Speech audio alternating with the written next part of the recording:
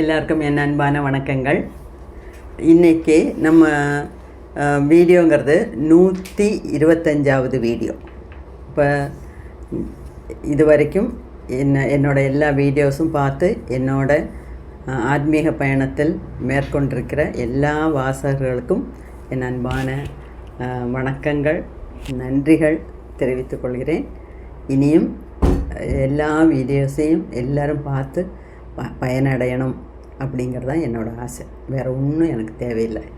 எல்லோரும் இந்த ஆன்மீக பயணத்தில் இருக்கவங்க எல்லோரும் இந்த வீடியோஸ் எல்லாம், என்னோடய வீடியோஸ் மட்டும் இல்லை, இந்த மாதிரி நிறைய வீடியோஸ் பார்த்து அதுக்கு உண்டான பயன் நமக்கு கைமேல் பலன் கிடைக்கணும். கைமேல் பலன் நம்ம எதிர்பார்க்கறது முக்தி. அதாவது இந்த ஜென்மத்திலே நமக்கு முக்தி கிடைக்கணும், இன்னொரு ஜென்மம் நமக்கு வேண்டாம் அப்படிங்கிற ஒரு தீர்மானத்தோடு நம்ம முன்னோட்டு போனோம்னா நமக்கு டெஃபினட்டாக கிடைக்கும், நம்மளால் அச்சீவ் பண்ண முடியும். ஓகேயா? ஓகே. அப்போது இன்றைக்கி வீடியோவில் நம்ம பார்க்க போகிறது 24வது அத்தியாயம். அந்த 24வது அத்தியாயத்துக்கு கொடுத்துருக்க பேர் வந்து த வேர்ல்ட் ஆஃப் ஆம்னிசியன்ஸ். வேர்ல்டுனா உலகம். ஆம்னிசியன்ஸ், ஆம்னிசியன்ஸுங்கிறது ஒரு வார்த்தை. அதில் அதை பிரித்து பார்த்தோம்னா, ஆம்னின்னா எல்லா இடத்துலையும் பரவி இருக்கிறது. Omni, omni potent, omni present. இப்போ காட் இஸ் ஆம்னி ப்ரெசன்ட், எல்லா இடத்துலையும் பறந்து விரிந்து இருக்கிறது கடவுள். ஆம்னி பொட்டன்ட், எல்லா சக்திகளுக்கும் மேல்பட்ட ஒரு சக்தி, எல்லா சக்திகளையும் உள்ளடக்கிய ஒரு சக்தி, ஆம்னி பொட்டன்ட். அப்போ ஆம்னினா எல்லாம் அங்கிற அர்த்தம். சயின்ஸு, அதே சயின்ஸோட ஸ்பெல்லிங் தான் SCIENCE. அப்போ சயின்ஸுனால் என்ன? அறிவு. ஓகே. அப்போது ஆம்னி சயின்ஸுன்னு சொல்லக்கூடாது. இது சயின்ஸுங்கிறது ஒரு தனி வார்த்தை, இது ஆம்னிங்கிறது ஒரு வார்த்தை. அப்போ இது ரெண்டையும் சேர்த்து சொல்லும்போது நம்ம எப்படி உச்சரிக்கணும்னா omniscience, omniscience. So the world of omniscience. ஆம்னிசியன்ஸ்னால் என்ன? எல்லாமே தெரிகிற, எல்லா அறிவும் ஒரு சேர பெற்றது அப்படின்னு அர்த்தம். ஓகே. இப்போது இந்த மெடிடேஷனில் புது புது அனுபவங்கள் கிடைக்கிது, அது எல்லாத்தையும் எழுதிட்டே வராரு. இது வந்து பெரிய சாப்டர், அதனால் பழையது மாதிரி நான் நோட்ஸ் எழுத ஆரம்பிச்சிட்டேன். ஏன்னா நோட்ஸ் எழுதினா தான் உங்களுக்கு நல்ல கிறிஸ்பாக அந்தந்த பாயிண்ட்ஸாக சொல்ல முடியும், இல்லைன்னா ரொம்ப இழுத்துக்கிட்டே போயிடும். அதனால் இந்த சாப்டரே ரொம்ப பெரிய சாப்டர். இதுவே ஒரு 4 வீடியோன்னு நினச்சேன், ஒரு 3 வீடியோவில் சுருக்கணும்னு பார்க்குறேன் நான். ஆனால் சுருக்குனா அதோட அழகு போயிடுதுங்க, அதுதான். ஓகே. இப்போது இவர் மெடிடேஷனில் ஆஸ் யூஷுவல்னால் எப்பவும் போல் சிகப்பு லைட்டு, வெள்ளை லைட்டு, கருப்பு லைட்டு, ஊதா லைட்டு, 4 லைட்டும் பார்க்குறாரு. அன்றைக்கி ஒரு நாள் ஸ்பெஷலாக இந்த ஊதா லைட்டில் வேறொரு லைட்டு பார்க்குறார். அந்த லைட்டுக்கு பேர், அது வந்து எந்த கலரில் இருந்தது பேர் இல்லை, அதுக்கு என்ன கலர் இருந்தது தெரியுமா? Saffron colour. சாஃப்ரான்னா காவி கலர். நம்ம சாமியாருங்கெல்லாம் கட்டிகிட்ருக்காங்கல்ல, அதுதான் காவி கலர். அதாவது ஆரஞ்சு அண்ட் எல்லோ, ஆரஞ்சும் எல்லோவும் கலந்த கலர் தான் இந்த சாஃப்ரான் கலர், அதாவது காவி கலர். இப்போது நம்ம கொடி, நம்ம நாட்டு கொடியில் கூட சின்ன கிளாஸில் நம்ம படிக்கும்போது ரெட்டு, ஒயிட்டு, க்ரீன்னு படிப்போம். ஆனால் அதுவே பெரிய கிளாஸில் போகும்போது ரெட்டுங்கிற வார்த்தை யூஸ் பண்ண மாட்டோம், சாஃப்ரான் அப்படிம்போம். ஆனால் ஏன்னா கொடியில் இருக்கிறது ஆக்சுவலாக ரெட்டு, சிகப்பு கிடையாது, இந்த மாதிரி ஒரு காவி கலந்த சிகப்பு. அப்போ சாஃப்ரான், ஒயிட் அண்ட் க்ரீன் அப்படின்னு தான் நம்ம படிப்போம். ஓகே. ஸோ இவர் அந்த ப்ளூ கலரில் ஒரு சாஃப்ரான் கலர் பார்க்குறாரு. அந்த சாஃப்ரான் கலருங்கிறது பயங்கரமான தேஜஸ், பயங்கரமாக ஜொலிக்குது. அதுக்கு நடுவில் ஆயிரக்கணக்கான ப்ளூ ஸ்பார்க்ஸு. ஸ்பார்க்குனா இந்த கம்பி மத்தாப்பில் ஒவ்வொரு ஸ்பார்க்காக வருதுல்ல, பொறி லைட்டு வந்து அப்படியே ஒரு பொறியாக அப்படியே வருது, மின்னி மின்னி மின்னி மின்னி வருது. ஆயிரக்கணக்கான நீல கலர் வெளிச்சம். அது மாத்திரம் இல்லை, கோல்டன் ரேடியன்ஸ், அந்த தங்க கலரில் உள்ள பிரகாசம் எதில் தெரியுது? அந்த சாஃப்ரான் கலரில் தெரியுது. இந்த சாஃப்ரான் கலரை பார்த்த உடனே அவருக்கு கிளேர்வாயன்ஸுங்கிற சக்தி கிடைக்கிது. கிளேர்வாயன்ஸ்னால் என்ன? தொலைதூர காட்சி. அதாவது எங்கேயோ நடக்கிறது இங்கே நடக்கிற மாதிரி தெரியும். அது மட்டும் இல்லை, முக்காலமும் உணர்ந்த ஞானிங்கிற மாதிரி. ஏன்னா இப்போ முக்தானந்தாவுக்கு ஆப்டிக்கல் சக்கரா பியர்ஸ் ஆகிடுச்சு இல்லையா? ஞானக்கண் திறந்துருச்சு. அதனால தானே ஞானக்கண்ணை திருப்பி உள்நோக்கி மூளைக்குள்ளே எல்லாம் நடக்கிறது, இந்த ஸ்கல் பாக்ஸ்க்குள்ளே நடக்கிறதெல்லாம் எனக்கு தெரியுதுன்னு சொல்கிறார் இல்லையா? அப்போ ஞானக்கண் திறந்தாச்சு, விழிப்படைஞ்சிடுச்சு அப்படின்னு அர்த்தம். அப்போது அதனாலேயே இந்த கிளேர்வாயன்ஸ் விஷன்ஸ் கிடைக்கும். அதாவது தொலைநோக்கு காட்சிகள், தொலைதூர காட்சிகள் கிடைக்கிது. அது மட்டும் இல்லை, இவருக்கு சில சமயம் எங்கேயோ ஒரு இடத்துல தீ பிடிக்கிற மாதிரி, எங்கேயோ தூரத்தில் ஆக்சிடெண்ட் நடக்கிற மாதிரியெல்லாம் தெரிஞ்சதுன்னா அது உண்மையிலே சத்தியமாகுது. அப்போது அவருக்கு அந்த எபிலிட்டி, அந்த சக்தி கிடச்சிருக்குன்னு அர்த்தம். அப்போது இந்த சாஃப்ரான் கலரை பார்த்து அதுக்குள்ளேயே இப்படி கவனித்தா நிறைய வேர்ல்டு, அதாவது பல பல உலகங்களை பார்க்க முடியுது. ஒன்று நம்ம யோசிக்கணும், அவர் ஒரு சின்ன குடிசைக்குள்ளே உட்காந்து தியானம் பண்ணுறார். அந்த தியானத்தில் தான் இவர் இத்தனை உலகங்களையும் உட்கார்ந்த இடத்துல இருந்து பார்க்க முடியுது. அப்போ இந்த சாஃப்ரான் கலர் பார்த்தோன்னே ஐ சா மெனி வேர்ல்ட்ஸ், வேறு உலகங்களெல்லாம் அவருக்கு உட்கார்ந்த மாத்திரத்திலே புரியுது, பார்க்க முடியுது. அப்போது இவர் என்ன சொல்கிறாருன்னா, அப்போ எப்பவும் போல் மெடிடேஷனில் உட்காராரு, தந்திரலோகத்துக்கு போகிறாரு. தந்திரலோகம்னா உங்களுக்கு தெரியும், இந்த கை காலெல்லாம் முத்திரையெல்லாம் போடுறது, அந்த மாதிரி வளைஞ்சு நெளிஞ்சு எல்லாம் நடக்குது.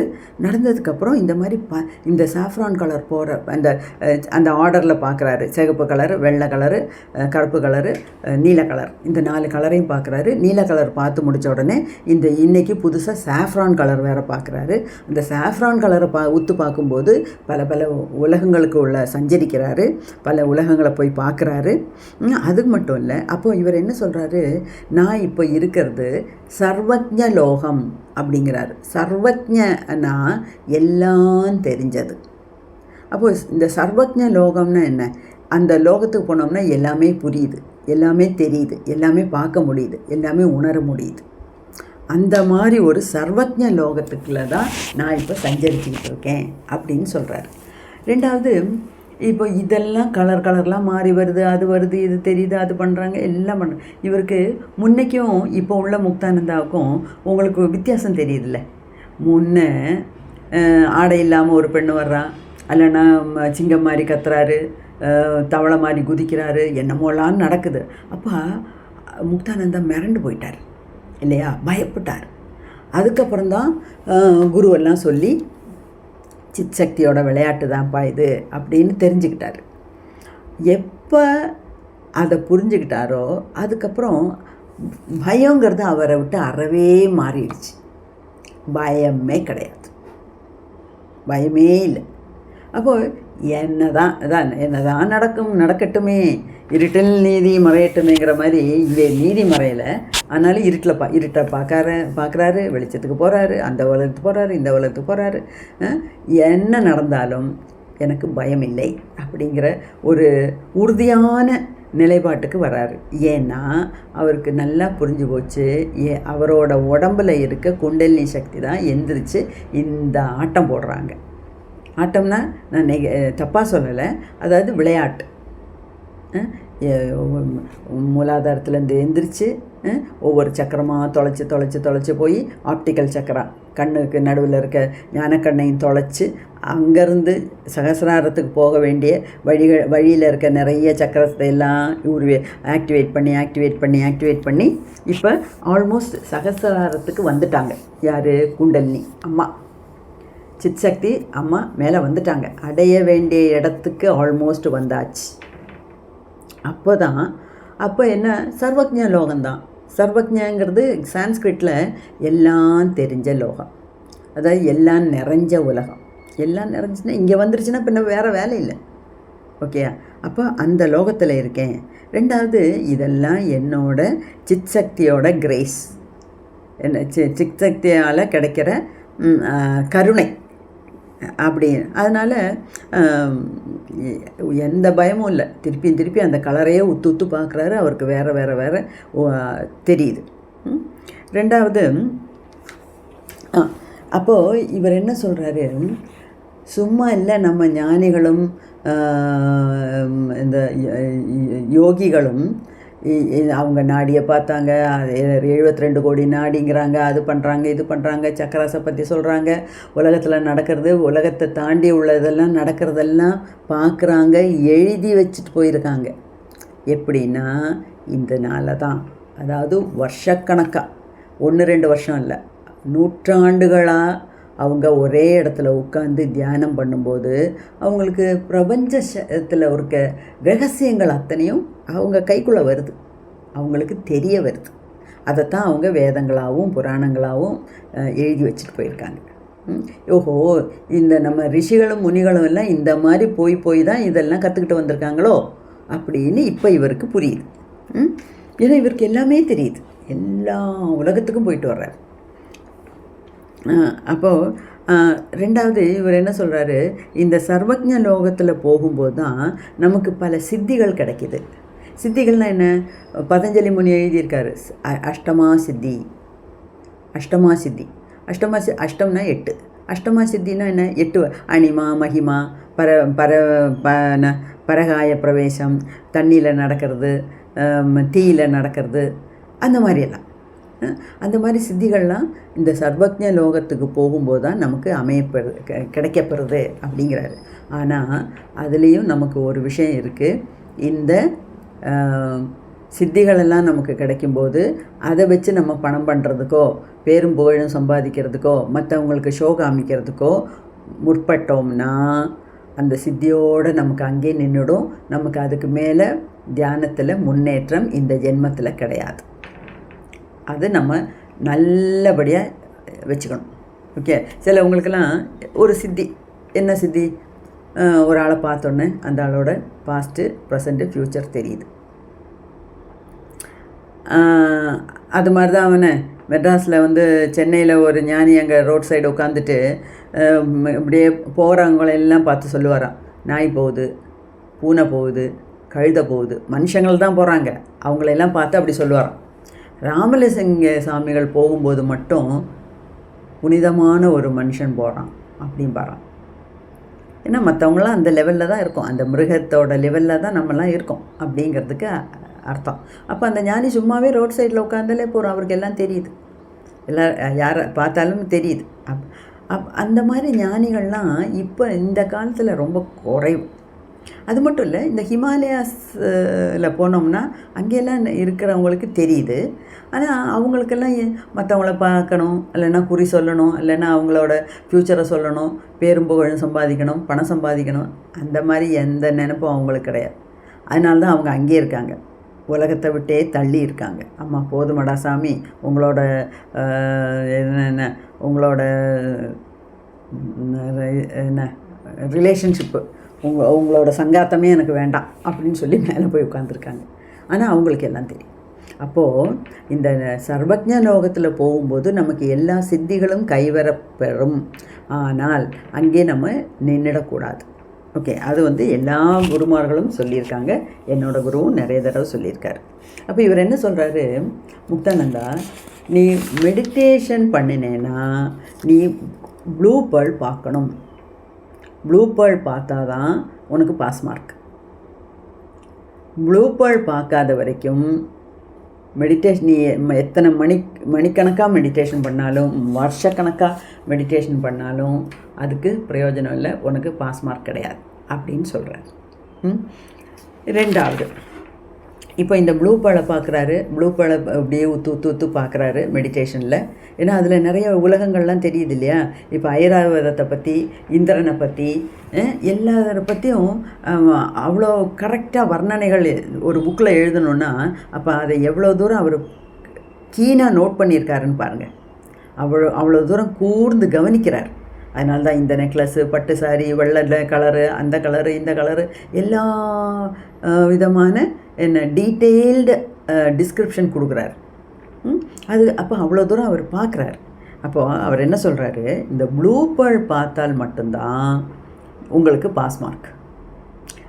அது பாஸ் மார்க்குங்கிறது 100க்கு 100 கிடையாது, 100க்கு ஒரு 50 மார்க். அதுக்கு மேலே இன்னும் இருக்குது, பயணம் நீண்டுக்கிட்டே போகும். அப்போது ஆனால் நீங்கள் எத்தனை வருஷம் மெடிடேட் பண்ணாலும் ப்ளூ பேர்ல் பார்க்காட்டினா உங்களுக்கு 0 மார்க்கு தான், ஃபெயில் மார்க்கு தான் அப்படிங்கிறார். ரெண்டாவது, இந்த முக்தானந்தா, சுவாமி முக்தானந்தா இப்படியே இந்த ப்ளூ பேர்லை பார்த்து இப்படியே தியானிக்கும் போது அவருக்கு காதில் நாதம் கேட்குது. நாதம்ங்கிறது ஒலிகள், நிறைய ஒலிகள் இருக்குது. என்னோடய குருவெல்லாம் 10 விதமான ஒலிகள் கேட்போம், ஒவ்வொரு சக்கரம் ஆக்டிவேட் பண்ணும்போது ஒவ்வொரு ஒலிகள் கேட்போம் அப்படின்னு சொல்லி அதெல்லாம் டிஸ்கிரைப் பண்ணியிருக்காரு, எங்களுக்கு சொல்லி கொடுத்துருக்காரு. அதை இன்னொரு தடவை சொல்கிறேன். ரெண்டாவது, முக்தானந்தாவே இந்த சவுண்ட்ஸ் பற்றி ஒரு தனி சாப்டரே எழுதியிருக்கார். அப்போ அது வரும்போது இதையும் சேர்த்து நான் சொல்கிறேன். அப்போ இவர் என்ன சொல்கிறாரு, இடது காதில் முதல்ல சத்தம் கேட்குது. இந்த உலகம் தோன்றும் போதே ரெண்டு தான் இருந்தது, ஒளி ஒளி. ஒளிங்கிறது பிரகாசம், ஒலிங்கிறது ஓம்ங்கிற சக்தி.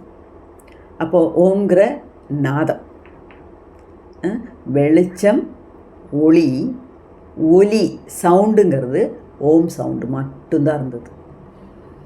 ஓகே, அதான் சயின்டிஸ்டெல்லாம் அதை பிக் பேங் தியரி அது இதுன்னு சொல்கிறாங்க.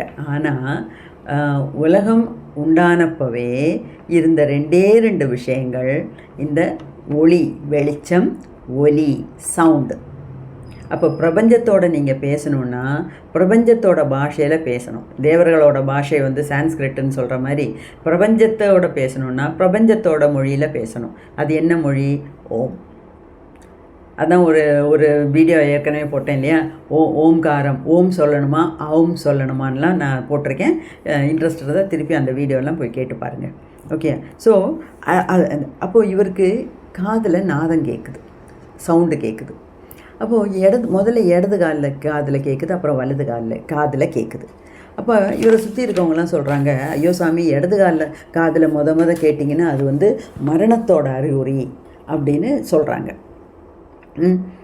அப்போது இவர் நித்யானந்தாட்ட ஓடுறார். அவரோட குரு அவர் தானே நித்யானந்தா. அப்போ நித்யானந்தாட்ட போய் தினமும் போகிற டைமுக்கு போகாமல் யாரும் இல்லாத டைம் பார்த்து போகிறார். போயிட்டு இவரோட டவுட்டை கேட்குறார். பாபாஜி, இப்படி இடது காது எனக்கு சவுண்டு கேட்குது, ப்ளூ பேர்ல் பார்த்தேன், சவுண்டு கேட்குது, ஆனால் இடது காதில் கேட்டால் மரணத்துக்கு துல்லியம் அப்படின்னு சொல்கிறாங்களே. உடனே பகவான் நித்யானந்தா சொல்கிறாரு, என்ன இடது காதா வலது காதா? இடது காது என்ன வலது காது என்ன, எல்லாம் ஒன்று தான்டா, எல்லாம் கடவுளோட காது. அதிலேருந்து சத்தம் கேட்குறதுங்கிறது அந்த சிதாகாசம்ங்கிறது தமிழில் பரவெளிம்பாங்க. வெட்டவெளி, பரவெளி. வெட்டவெளியை பார்க்குறவனுக்கு பட்டயம் ஏதுக்கடி குதம்பாய், பட்டயம் ஏதுக்கடி அப்படின்னு சொல்கிற மாதிரி வெட்டவெளியில் சஞ்சரிக்கிறவனுக்கு வேறு ஒன்றும் தேவையில்லை, வெட்டவெளிக்கு ஒரு பட்டயம் தேவையில்லைங்கிற மாதிரி.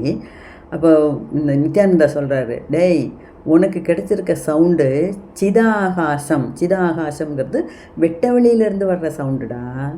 அந்த சவுண்டு அவ்வளோ புனிதமான சவுண்டு, அதில் மரணம் என்ன, உனக்கு இன்னும் மரணம் இல்லைன்னு சொல்கிற சவுண்டு தான் அது அப்படின்னு குரு கிளாரிஃபை பண்ணி கொடுக்குறாரு.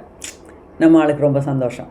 பகவான் நித்யானந்தா ரொம்ப சந்தோஷமாக ஓகே இல்லை சாரி பகவான் முக்தானந்தா சரி சரின்னு சொல்லிவிட்டு போய் திரும்பியும் மெடிடேஷன் பண்ண ஆரம்பிக்கிறார். இந்த தடவை மெடிடேஷன் பண்ணும்போது அவருக்கு நல்ல ஒரு ஆகாசம் தெரியுது மெடிடேஷனில். அந்த ஆகாசத்தில் நிறைய வெள்ளை லைட்டு, டிவைன் சவுண்ட்ஸ்னால் தெய்வீகமான சப்தங்கள் கேட்குது, நிறைய தெய்வீக சப்தங்கள் கேட்குது. ஓகே, அது மட்டும் இல்லை, அந்த ஆகாசத்தில் ஒரு ப்ளூ ஸ்டார், அதாவது நீல நட்சத்திரம் பார்க்குறார். அது இந்த ப்ளூ பேர்ல் கிடையாது, ப்ளூ பேர்ல் வேறு. இந்த ஆகாசத்தில் ஒரு நீல நட்சத்திரத்தை பார்க்குறார். அது ரொம்ப பிரைட்டாக இருக்கான். அந்த ஆகாசங்கிறது வெறும் வெட்ட வெளி, அதில் இவ்வளோ பெரிய பிரைட்டான ஒரு நட்சத்திரமா அப்படின்னு அதிசயிச்சு போகிறார். அது வந்து நம்ம சுக்கிரன் சொல்கிறோம் இல்லையா, வெள்ளி, விடிவெள்ளிங்கிறோம் இல்லையா, வெள்ளி, வெள்ளியே தான் சுக்கிரன். அந்த சுக்கிரன் வீனஸ், இங்கிலீஷில் சுக்கிரனுக்கு வீனஸ்னு பேர். அப்போ அந்த கோளம் மாதிரி ரொம்ப பிரைட்டாக இருக்கான். அதாவது இந்த வீனஸ்ங்கிறது விடிய காலையில் கிழக்கில் தெரியும், சாயங்காலத்தில் மேற்கில் தெரியும். அப்போ அந்த மாதிரி பிரைட்டாக ஒரு ஸ்டாரு, ஆனால் ப்ளூ கலரில் இவர் பார்க்குறாரு, ஆகாசத்தில் பார்க்குறாரு. அப்போ தியானம் பண்ணி பார்க்கும்போது அவருக்கு புரியுது, அதாவது இந்த ப்ளூ ஸ்டாரோட இடம்ங்கிறது சஹஸ்ராரம். இன்னொன்று, இந்த ப்ளூ ஸ்டார் மற்ற ஸ்டார் மாதிரி இல்லை, இது அசையாத ஸ்டார். இந்த நட்சத்திரம் அசையாது, இட் நெவர் மூவ்ஸ் அப்படின்னு எழுதியிருக்கு. அப்போ இதுலேருந்து நமக்கு என்ன புரியுது, அவருக்கு உடம்புல இருக்க சித் சக்தி, குண்டலினி சக்தி மேலே எழும்பி இந்த ஆக்ஞா சக்கரத்தை ஆக்டிவேட் பண்ணி, ஆக்ஞா சக்கரத்துக்கும் சஹஸ்ராவுக்கும் இடையில இருக்க நிறைய சக்கராஸ் எல்லாம் ஆக்டிவேட் பண்ணி அதை சக்தி ஊட்டி அதை எல்லாம் ரெடி பண்ணி, அதில் இருக்க அழுக்குகளை எல்லாம் போக்கி அது வழியாக பிரயாணம் பண்ணி இப்போது குண்டலினி சக்தி சேர வேண்டிய இடத்துல வந்து சேர்ந்தாச்சு. ஓகேயா? எங்கே சேரணும்? சஹஸ்ராரத்தில் சேரணும். இன்னும் என்ன, ஒரு நிமிஷம்தான் பாக்கி. சஹஸ்ராரத்தில் அந்த 1000 இதழ் தாமரைக்கு நடுவில் தனியாக இருந்து தியானம் பண்ணுற, சதாசிவன்கிற பேரில் தியானம் பண்ணுற அந்த பரமசிவனோட ஐக்கியமாகணும். சிவசக்தி ஐக்கிய ரூபிணி லலிதாம்பிகே, அந்த ஐக்கியம்தான். அப்போது பாக்கி எல்லாங்க மூலாதாரத்தில் ஆரம்பித்து சகசிராரத்துக்கு வந்தாச்சு. இத்தனையும் இவர் உடம்பில் நடந்திருக்கு. அதனால தான் இதை சித் சக்தி விலாஸ், அதாவது இந்த குண்டலினி சக்தியோட லீலா வினோதங்கள் அப்படின்னு எழுதியிருக்கார். அப்போ இன்னொரு நாள், அப்போ சகசிராரத்துக்கு வந்தாச்சு அவர். அப்போ இன்னொரு நாள், சரி, அவர் இருக்கிறதே ஒரு காட்டு பிரதேசம், அதில் நிறைய மலைகள் இருக்குது.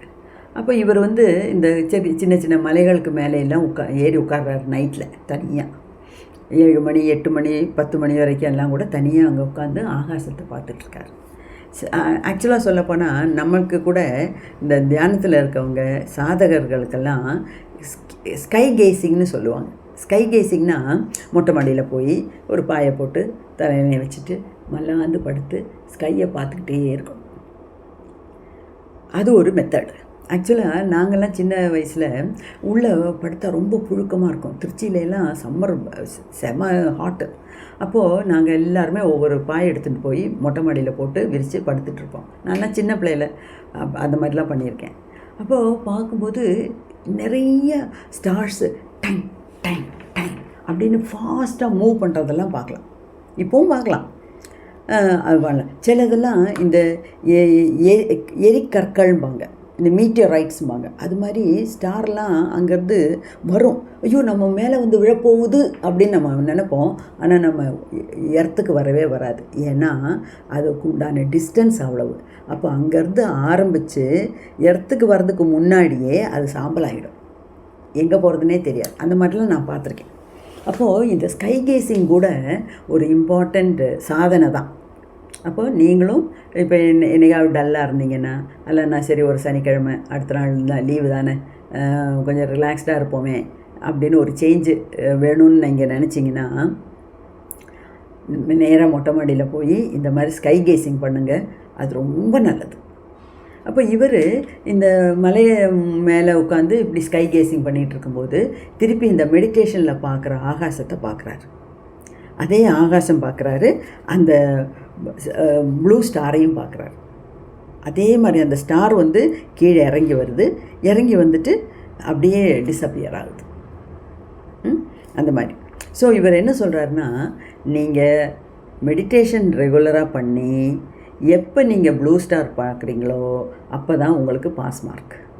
100க்கு 100 கிடையாது, பாஸ் மார்க். அதுக்கப்புறம் இன்னும் நிறைய கிடக்கு போகிறதுக்கு. அப்போது நம்மெல்லாம் எந்த ஸ்டேஜுங்கிறது நம்மளே கெஸ் பண்ணிக்கணும், நமக்கே நம்ம மார்க்கு கொடுத்துக்கணும். ஓகேயா? ரெண்டாவது, இந்த ப்ளூ ஸ்டாரை தான் அந்த நீலபிந்து நீலபிந்து அப்படின்னு சொல்கிறாங்க. நீலம்னா ப்ளூ. அப்போ அந்த பிந்துன்னா ஒரு பொட்டு. அப்போ ஸ்ரீசக்கரத்தில் நடுவில் இருக்க பிந்து ஒரு பொட்டு, மகாமேருவில் நடுவில் இருக்க ஒரு பிந்து. அதனால தானே லலிதா பரமேஸ்வரியை பிந்து மண்டல வாசினி, அந்த பிந்து மண்டலத்தில் வசிப்பவளே அப்படின்னு நம்ம டிஸ்கிரைப் பண்ணுறோம் இல்லையா? அப்போது அந்த அந்த குண்டலினி சக்தி அந்த பிந்து மண்டலத்துக்கு வந்து அந்த ப்ளூ ஸ்டாரில் இருக்கும்போது தான் நமக்கு நினச்சதெல்லாம் சாதிக்க முடியும், நம்ம நினச்சதெல்லாம் நடக்க முடியும். அப்போது இந்த துக்காராம் மகாராஜ் இதை பற்றி பேசியிருக்காரு. ஏன்னா அதே மாதிரி ஞானேஸ்வர் மகாராஜ் இதை பற்றி பேசியிருக்காங்க. சரி, அவங்கெல்லாம் இவங்க 2 பேர், இந்த துக்காராம் மகாராஜும் ஞானேஸ்வர் மகாராஜும் முக்தி அடைஞ்சவங்க. அப்போது அவங்களுக்கு இந்த மெடிடேஷனில் தியானத்தில் உச்சக்கட்டத்துக்கு போகும்போது அவங்க நிறைய பாட்டு கவிதைகள் இதை பற்றி எழுதியிருக்காங்க. அதெல்லாம் வந்து நம்ம முக்தானந்தா படிச்சிருக்காரு. அதை பற்றி இடையில கொஞ்சம் சான்ஸ்கிரிட்டில் எழுதியிருக்காரு, சான்ஸ்கிரிட் வேர்ட்ஸை இங்கிலீஷில் எழுதியிருக்காரு. அதை நான் வேணும்னே விட்டுட்டேன். ஏன்னா நம்ம உச்சரிக்கிறது சரியாக இல்லாட்டினா நல்லதில்லை. அதனால் இங்கிலீஷில் ட்ரான்ஸ்லேட் பண்ணியிருக்காரு. அதை மட்டும்தான் நான் படித்து சொல்கிறேன் உங்களுக்கு. ஓகே, ஸோ அந்த அவர் என்ன சொல்கிறாரு, நீங்கள் வந்து எல்லோரும் அந்த ப்ளூ பேர்லை பார்க்கணும், இந்த ஆகாசத்தை பார்க்கணும், வெட்ட வெளிக்கு போகணும், வெட்ட வெளியில் இருக்க அந்த நீல ஸ்டார், ப்ளூ கலர் ஸ்டாரை பார்க்கணும். அப்போ துக்காராம் மகாராஜ் வந்து சொல்லியிருக்காரு, எழுதியிருக்காராம், அந்த ப்ளூ கலரை பார்க்கும் அந்த ஸ்டாரை பார்த்ததுக்கப்புறம் எழுதியிருக்க கவிதையில் அவர் சொல்கிறாரு, இந்த கடவுள் இந்த அண்டத்தையும் பேரண்டத்தையும் படைத்த கடவுள், இந்த உலகத்தையெல்லாம் ரட்சிக்கக்கூடிய இந்த கடவுள், இந்த சக்தி ஒரு சின்ன எள்ளு சைஸில் ஒரு சீடுனா ஒரு விதை, பீஜம்பாங்க, அந்த சின்ன ஒரு விதையில் உள்ள ஒதுங்கி இருக்கார். அப்போது நம்ம இந்த புறப்பற்றுதலையெல்லாம் விட்டுட்டு உள்நோக்கி திரும்பி அந்த நம்ம மனசு எப்போ நம்ம ஆன்மாவில் லயிக்குதோ அப்போ தான் நமக்கு முக்தி கிடைக்கும். ஓகே, அதை பற்றிலாம் இவங்கெல்லாம் ரொம்ப அழகாக வர்ணிச்சிருக்காங்க. அப்போ கடவுளே தன்னை சுருக்கி எள்ளு சைஸில் இருக்க ஒரு சின்ன ஒரு விதைக்குள்ளே தன்னையே அடக்கிட்டு இருக்காரு. ஆனால் அவர் தான் இந்த உலகத்தையே பரிபாலிக்கக்கூடிய சக்தி நிறைஞ்ச ஒரு கடவுள் சக்தி அப்படிங்கிறார். அப்போது ஸ்டெட்ஃபாஸ்ட் மெடிடேஷன், அதாவது மெடிடேஷன் ரெகுலராக பண்ணணும். இன்றைக்கி பண்ணேன், நாளைக்கு பண்ணேன், நாளைக்கு விட்டுட்டேன்னு சொல்லக்கூடாது. ரெகுலராக தினமும் மாதக்கணக்காக வருஷக்கணக்காக பண்ணும்போது தான் இந்த ப்ளூ ஆகாசம், ப்ளூ லைட்டு, ப்ளூ பேர்லு எல்லாம் பார்க்க முடியும். அப்போ இந்த ப்ளூ பேர்லை பற்றி ஞானேஸ்வர் மகாராஜ் என்ன எழுதியிருக்காருன்னா, தி ஐ ஆஃப் த ஐ. இப்போ நம்ம கண்ணில் வந்து வெள்ளை இருக்குது, கருப்பு இருக்குது, கருப்புக்குள்ளே நடுவில் கண்மணி இருக்குது இல்லையா? அந்த மாதிரி தி ஐ ஆஃப் த ஐங்கிறது என்ன? இந்த நீல பிந்து தான். அப்போது அந்த ஒன்றுமே இல்லாத சூன்யமாய வெட்ட வெளியில் இந்த நீல பிந்து அவ்வளோ அழகாக பிரகாசிக்கிறாளே, அவ்வளோ அழகாக ஜொலிச்சுக்கிட்டு இருக்காங்களே அப்படின்னு வர்ணிக்கிறார். அப்போ இவரும் ஞானேஸ்வர் மகாராஜும் இதெல்லாம் பார்த்துருக்கார். அப்போ தான் பார்த்ததுக்கப்புறம் தான் இந்த மாதிரியெல்லாம் கவிதை எழுத தோணுது. ஸோ நம்ம சுவாமி முக்தானந்தா, துக்காராம் மகாராஜ், ஞானேஸ்வர் மகாராஜ், அந்த மாதிரி பெரிய பெரிய ஞானிகளும் யோகிகளும் எல்லாம் அவங்க மெடிடேஷனில் இதெல்லாம் பார்த்துருக்காங்க. ஸோ இதிலேருந்து நமக்கு என்ன தெரியுது, நம்மளும் இன்னும் எவ்வளோ தூரம் மெடிடேஷனில் முன்னேறணும் அப்படிங்கிறது நமக்கு தெரியுது. இதெல்லாம் நமக்கு வந்து ஒரு அறிவு. அப்போ எப்போ இந்த அறிவு வந்து நமக்குன்னு நம்ம அனுபவத்தில் வருதோ அப்போ நம்ம அதை அறிவை ஞானமாக மாற்றலாம். அப்போ தான் நம்மளும் ஞானி ஆகலாம். ஸோ அதுக்காக நம்ம எல்லோரும் சிரமம் நடத்திகிட்ருக்கோம், முயற்சி பண்ணிட்டு தான் இருக்கோம். அந்த முயற்சியை விடாமல் தொடர்ந்து பண்ணலாம். நமக்கும் ஒரு நாள் முக்தி கிடைக்கும்.